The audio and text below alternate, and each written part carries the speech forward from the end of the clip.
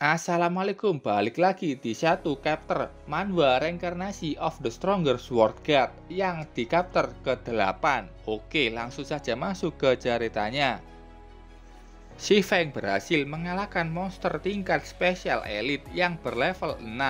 Setelah mati, monster itu menjatuhkan beberapa item, salah satunya perisai dan juga buku skill. Itu skill parry yang khusus untuk male job termasuk swordman. By the way, buku skill parry ini adalah drop rate yang sangat rendah. Bahkan tidak ada yang jual di pasaran. Alasannya karena ini skill penyelamatan diri dan itu dapat memblokir satu serangan dari depan dengan cooldown 30 detik. Si Feng tidak akan menjual buku skill ini dan akan mempelajarinya karena skill ini penyelamatan diri yang sangat berguna baginya. Setelah melooting item, si Feng memakai armor yang berbeda. Kali ini armor penuh melindungi badannya. Kayaknya dia mendapatkan ini setelah mengalahkan monster itu. Si Feng bersiap menuju ke puncak gunung. Si Feng langsung melompat ke atas dan sudah sampai di puncak. Di sana dia melihat adanya kota mati yang dikelilingi banyak kabut. Si Feng sangat bingung.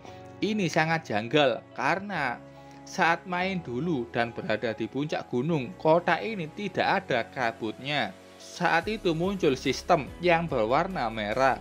Katanya si Feng menemukan The Lost Land dan mengaktifkan Hidden Quest Past Glory. Setelah masuk ke Lost Land, sistem komunikasi dari dunia luar akan dinonaktifkan dan tidak bisa meninggalkan map ini sampai questnya selesai. Si Feng kembali terkejut. Dia hanya tahu kalau di sini ada secret silver chest dan tidak tahu adanya hidden quest seperti ini. Dia melihat deskripsi quest yang tidak ada panduannya, hanya ada misinya. Pemain harus menjelajahi sendiri. Jadi ini adalah quest khusus di God Domain yang cuma bisa dipicu kalau pemain berada di wilayah tertentu dan akan menghilang secara permanen setelah pemain berhasil menyelesaikan questnya. Si Feng dulu pernah melihat info ini di forum dan tidak menyangka akan terjadi ke dirinya. Dan mumpung di sini, si Feng akan menjelajahi tempat ini. Kalau mati, palingan si Feng dikirim langsung ke kota. Si Feng mulai menjelajah daerah itu. Dia masuk ke setiap rumah dan mencari petunjuk, tapi dia tidak bisa menemukan apapun. Dan bahkan NPC saja tidak ada. Si Feng sudah mulai pusing. Harus bagaimana lagi? Dan berapa lama lagi dia harus tinggal di sini? Si Feng tidak mau berlama-lama, jadi dia memutuskan mencari ke tempat yang lebih tinggi untuk memperluas pandangannya.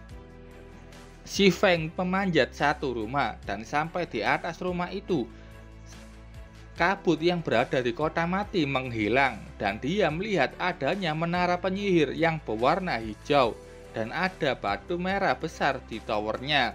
Si Feng sudah tahu tujuannya pasti di situ. Jadi dia langsung ke sana dan mendekati menara penyihir. Karena menara penyihir ini bisa kelihatan saat si Feng sudah naik ke atap. Dia yakin ini adalah lokasi panduan questnya. Si Feng sudah masuk ke dalam. Saat itu ada suara yang memanggilnya. Petualang muda, selamat datang di City of the Sky. Tampak penyihir tua memakai jubah perpaduan merah dan biru, membawa tongkat yang dihiasi bulan sabit. Si Feng terkejut mendengar nama tempat ini, City in the Sky. Bukankah itu kota legendaris yang mengguncang God Domain? Kata si Feng, City in the Sky harusnya sudah lenyap selama perang dewa ketiga. Terus kenapa ada di sini? Penyihir tua itu bertanya ke si Feng, apakah dia mau menjadi kuat dan bersedia menerima ujian darinya. Si Feng langsung menjawab, tentu saja. Penyihir tua itu mau menjelaskan 3 kesulitan dalam ujian, tapi si Feng memotongnya. Dia tidak perlu penjelasan dan si Feng langsung memilih yang paling susah, yaitu kesulitan Hell. Si Feng yakin dia sudah regresi 1 kali dan tidak perlu menahan diri. Penyihir tua itu tertawa senang. Dia memuji sifat berani si Feng dan kagum kepadanya. Ini deskripsi quest si Feng. Dia harus menghadapi 1000 monster dengan level yang sama. Syarat menangnya, si Feng harus membunuh 500 monster dalam 4 jam. Penalti kegagalannya, semua atribut berkurang secara permanen sebesar 10 poin. Penyihir tua itu mengatakan ke si Feng semoga berhasil dan tidak menyesali pilihannya. Tubuh penyihir tua itu menghilang. Sementara itu, di luar menara penyihir, muncul Spectre Warrior dengan armor lengkap dan senjata masing-masing.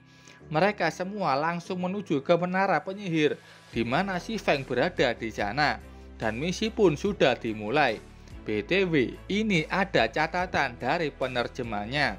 Pause aja kalau mau membacanya. Oke, sampai sini dulu ceritanya. Terima kasih buat kalian yang sempat menonton video ini sampai selesai. Salam jam 12.